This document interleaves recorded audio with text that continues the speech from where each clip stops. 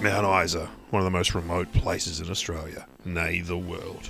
Smack bang in the middle of Queensland. They had it all. Pubs, cowboys, rodeo, a 24-hour Macca's, a massive mine, but something was missing.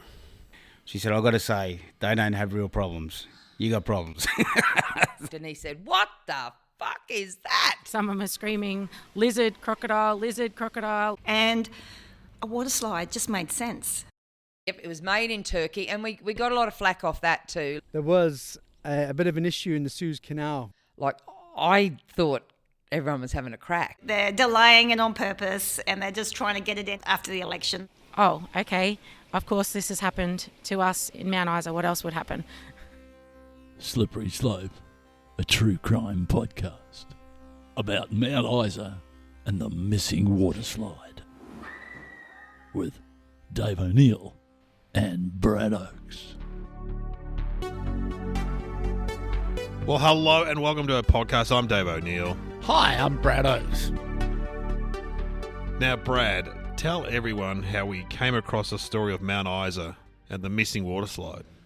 Well, last year we were touring in northern Queensland. We were in Cairns and then we flew to Mount Isa and we were picked up by a charming person from the Mount Isa Council. Erica, she drove us around, showed us some very interesting sights, and then told us this wonderful tale.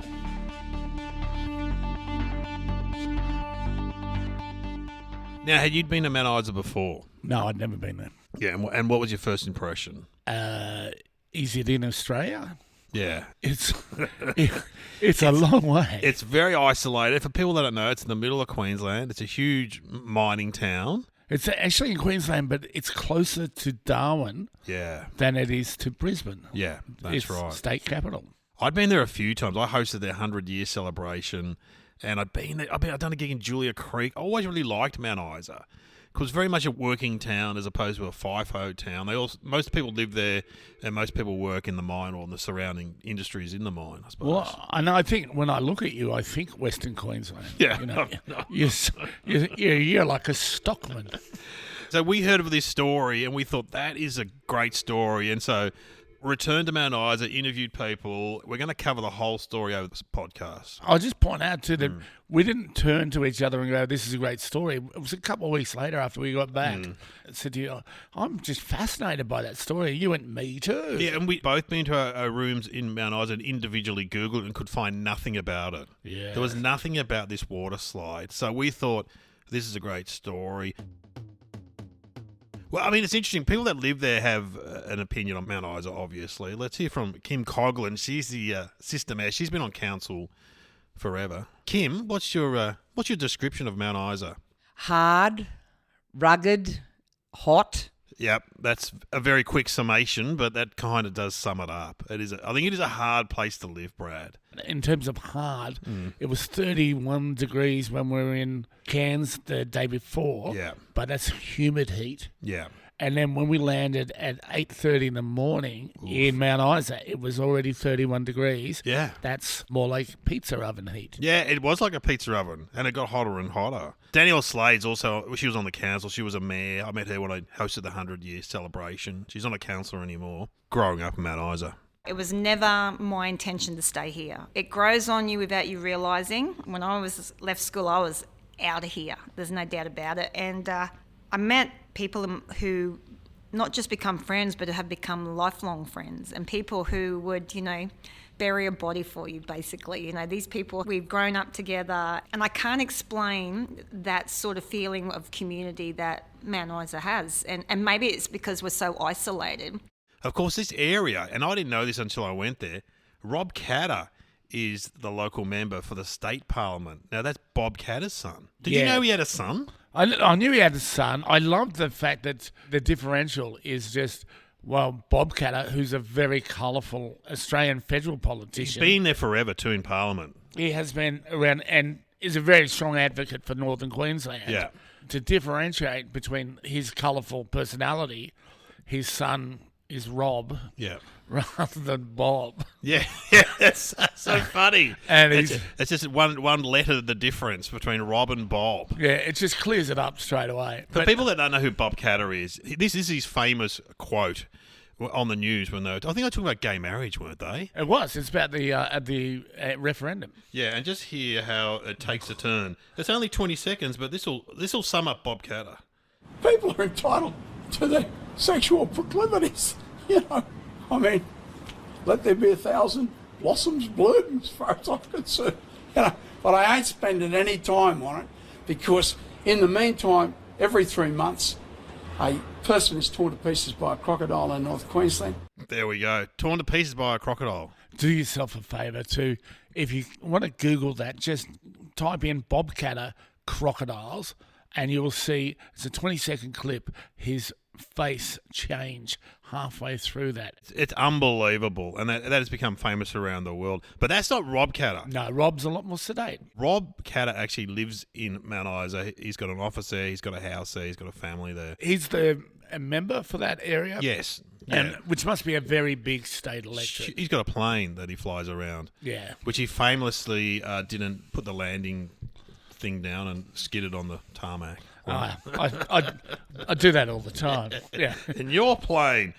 Let's hear from Rob Catter. Mount Isa is a diamond in the rough. It's very hard to see its beauty and its value and character on the surface, but it doesn't. When you open it up and get inside, it's great and gets hold of you. It's hard to leave. And he sounds a bit like Bob, a little bit. There is that real phenomenon though where people come, Brad, and they just stay. Yeah. Did you have any desire to stay? No, it was a bit too hot for me, given that we did a gig there. That I'd pretty much shot my bolt there. A lot of the people from the region were there. So after that, it's pretty much I'll just be picking up papers. Yeah.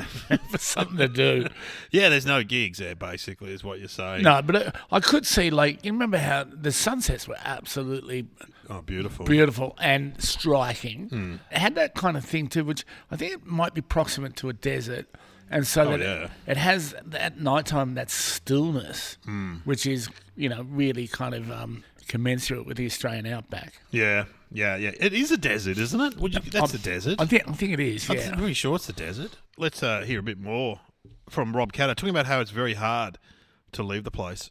For me, I'm a good working example. I came out with a 2 or 3 year plan 21 years ago thinking, just make some money. And then you start to go, well, what am I going to improve if I go back to the coast? If I go back to what am I going to improve? Because I've got a good friendship base here, I've got a good house, I've got a good job, I've got enough money to holiday at the end of the year. I think a lot of people have that set in their head, like I've got to get back to Noosa or I've got to get back to Brisbane and Gold Coast. And then you start to say, well, why? What was better in your life there? And it's really interesting the amount of people that move away. And I don't want to say with their tail between their legs, but it's usually sort of in a good way. They come out and say, you know what, I couldn't replicate the same friendships and community that I had here. The thing about Mount Isa that no one's mentioned yet is the mine. It is quite remarkable to go to a mining town where the mine is right there in the middle of the town.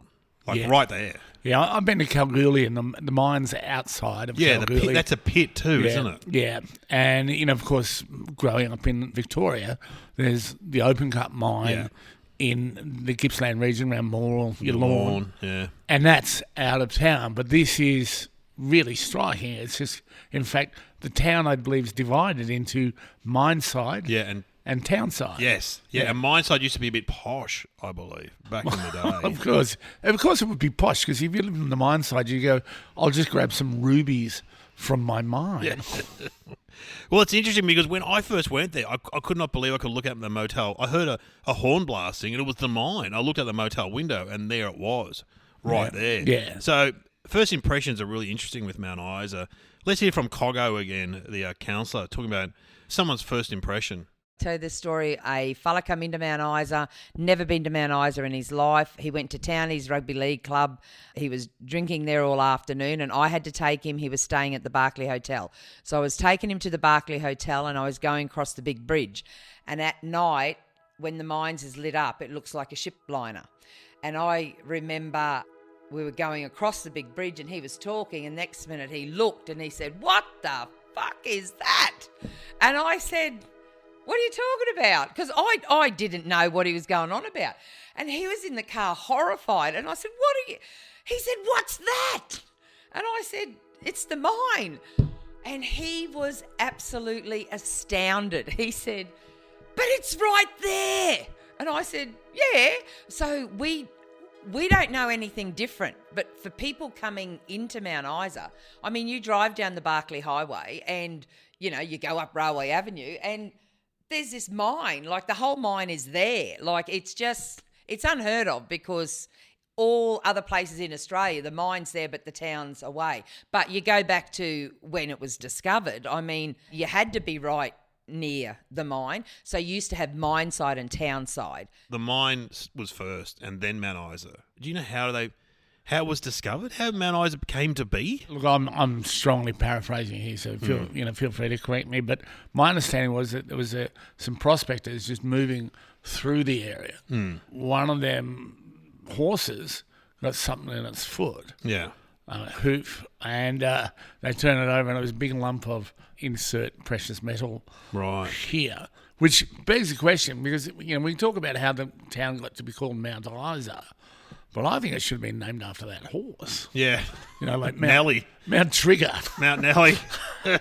Because, of course, the Indigenous people were there first. Of course, yeah. And they're part of Mount Isa, of course. And it was known for what sort of thing? I believe it was known as a trading area. It was well known for the quality of the stone axes that were made in the region, right? Which again would point towards them using really good minerals. The materials. Yeah. Yeah, that they now mine. Minerals and ores. Cogho seems to know what she's talking about when it comes to the history of Mount Isa. So the story goes, the horse got a rock thing in his hoof and he saw it. A lot of them were prospectors at the time. And from there, like, all the prospectors come out, but John Campbell Miles laid claim to it first.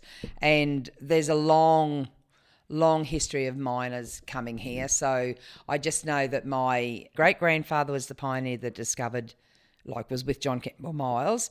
Then my father was a shift boss in the mines. And then, I worked in the mines. The mine has had several owners over the years. Well, the vibe I get, current owners, is not a good relationship, I believe. No, and I believe it started out as Mount Isa Mining. Yes. And for years you would see that, in the stocks pages, in the news pages. MIM was synonymous, it was up there with BHP. It's one of the most productive mining areas in the world in terms of its size.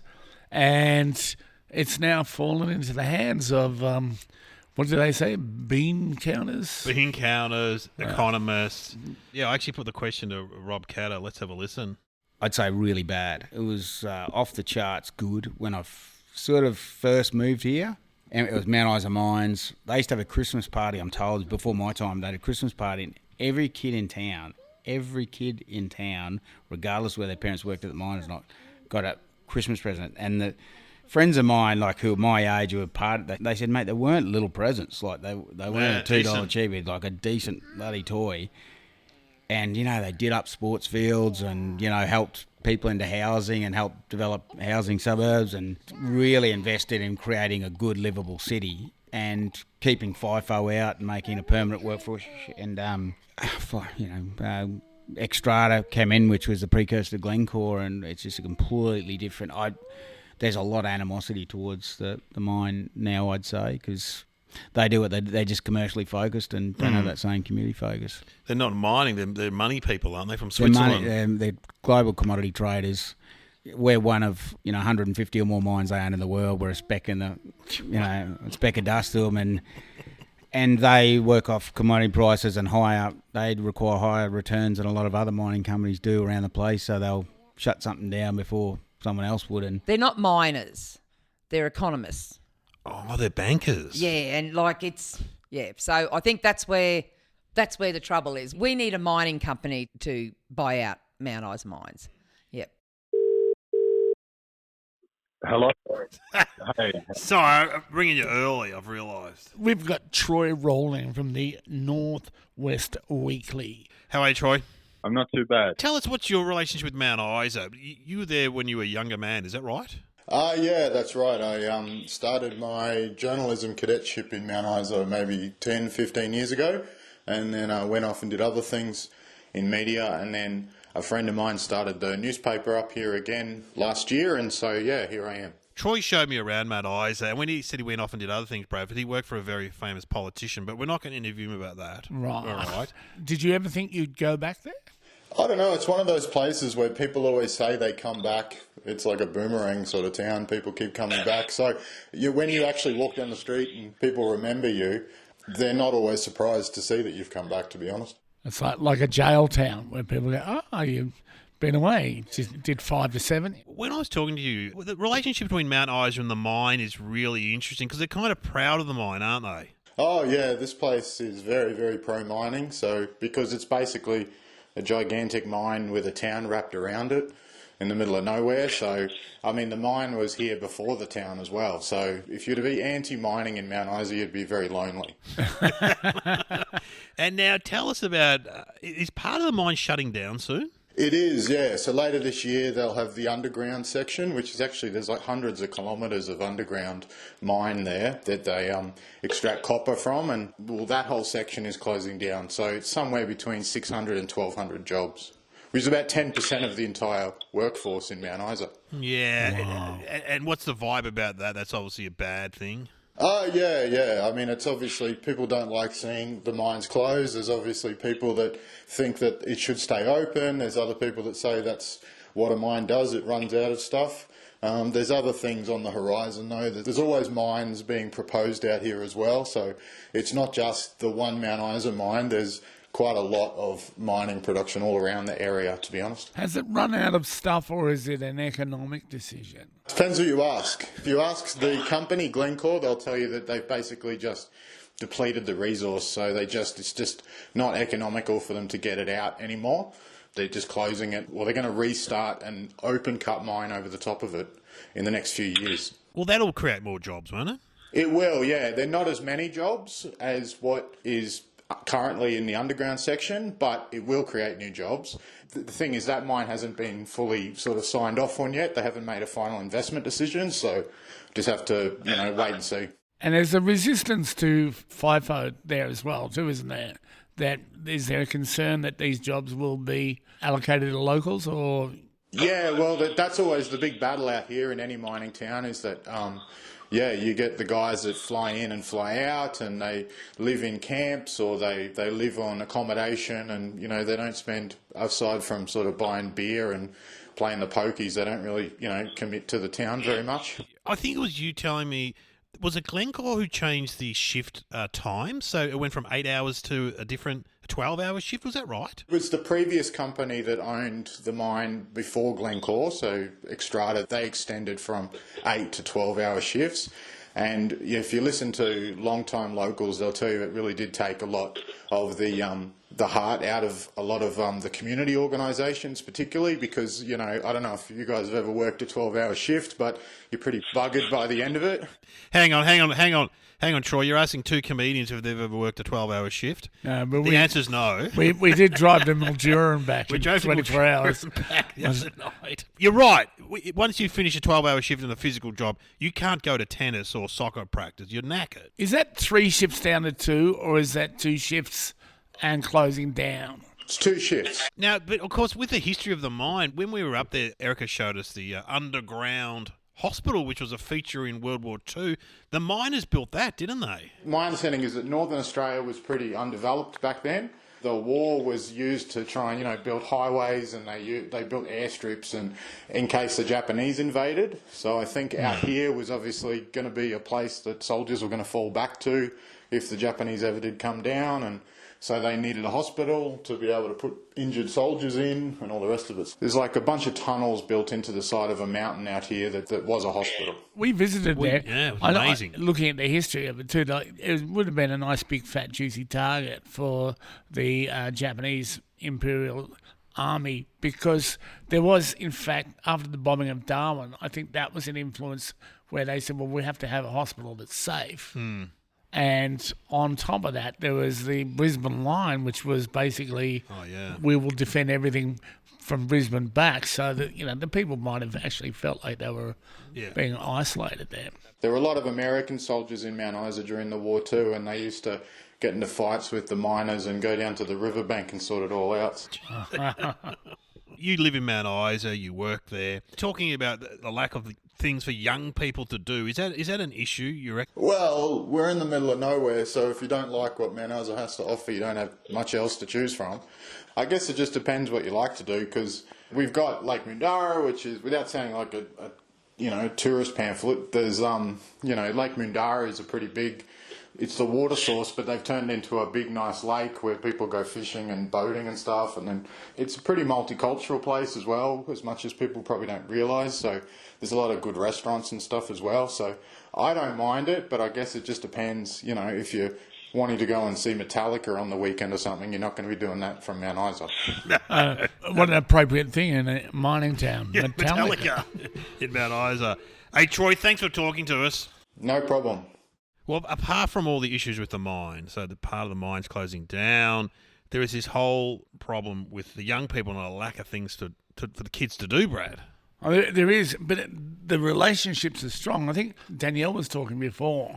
I think she said something like, people have got your back. People would bury a body for you, basically. Okay, so not a good idea in a mining town. Yeah. Probably a better way to get rid of it. It kind of speaks to firm friends, and Rob Catter said the same, how close these people are. Yeah. And so even if you don't have kids, you're concerned about the issues for the children. Yeah, but there's lots of sporting clubs. There is a lack of things for the kids to do. Let's hear from Rob Catter.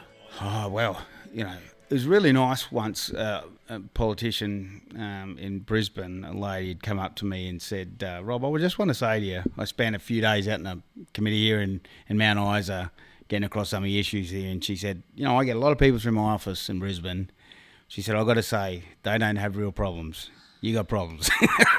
So if you wanted to take, education, health, population decline, industry, risk in industry growth, and just about every metric we could say, we've got the, alcoholism, social disruption, crime. You could put a real negative slant on it, but crikey, we still all love being here.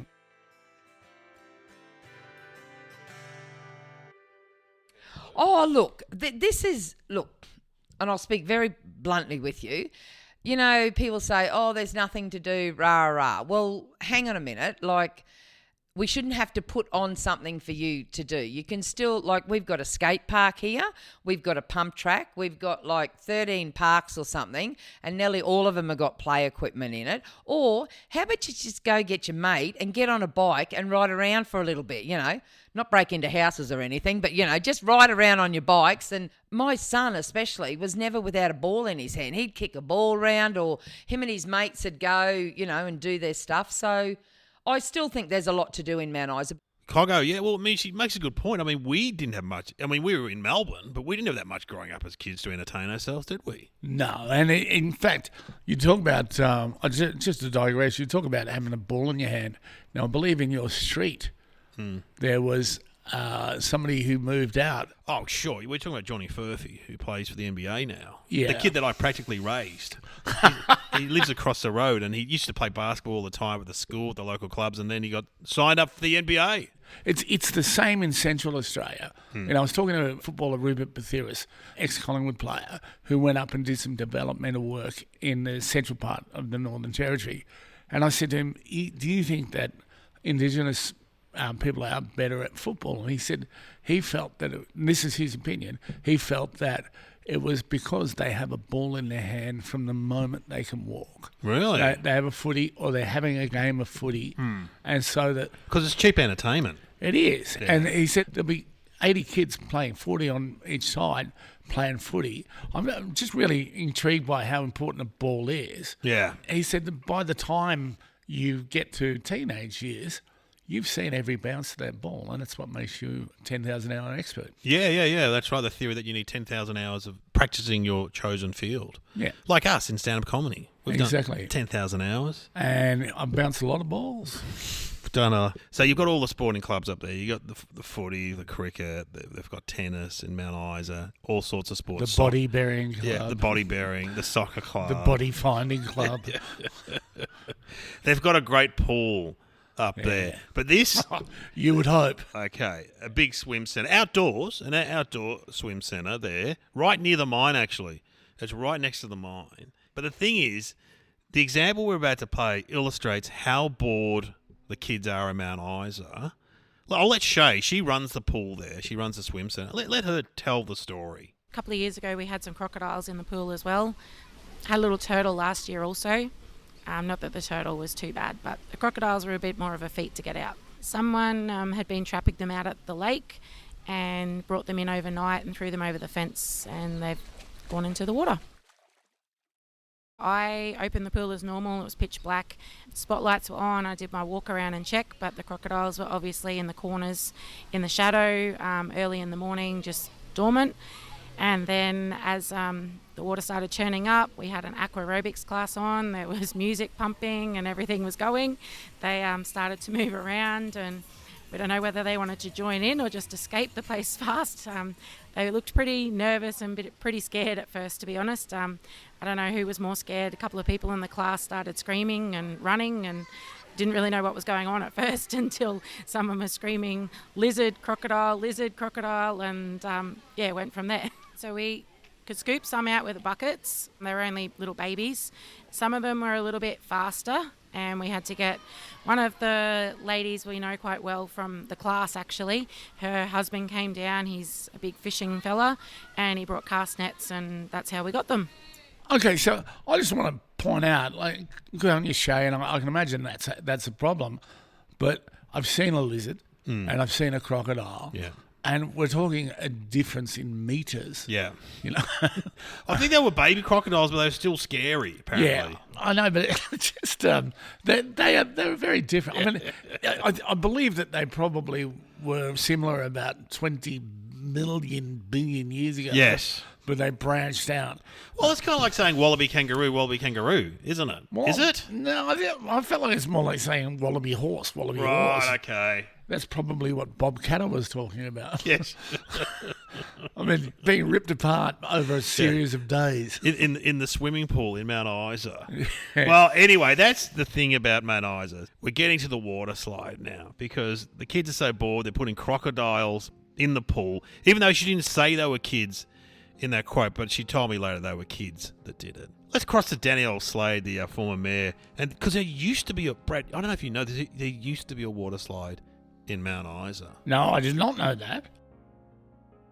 For a while, when I was a kid here, we had a water slide. It was quite a ride on my bike, to be honest, but I would ride out there, do the water slide, and have the time of my life. And of course, it was a private entity and it went broke or closed down. And the one thing that I realised as a resident, let alone the mayor, is we need more fun things for kids to do, especially the older kids. You know, we're talking youth crime and lots of things happening. You need to keep these kids engaged, lots of fun things to do. A water slide just made sense, you know. There we have it. Someone has suggested a water slide for Mount Isa. So we get to the start of the story, Brad. All right, and so they didn't have that water slide, you know, the ones we had with kids where you just had... slip and slide. Yeah, a big bit of plastic. Dad would put tent pegs in the plastic, and also it'd be near the road. We used to do one on the nature strip, and you could often go into the driveway or the road. And if you put a little bit of detergent on it, and if you slid onto that couch grass, there was next year's skin forming. Yes. Yes.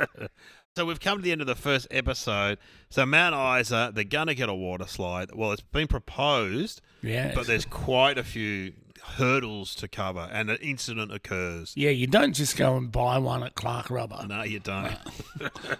It's a whole thing. Good intentions. Look, listen to next week because something goes wrong. The Queensland government had gone to all the mines in Queensland and said, we want some money from you. Special meeting of Mount Isa City Council. It was my idea for the water slide, but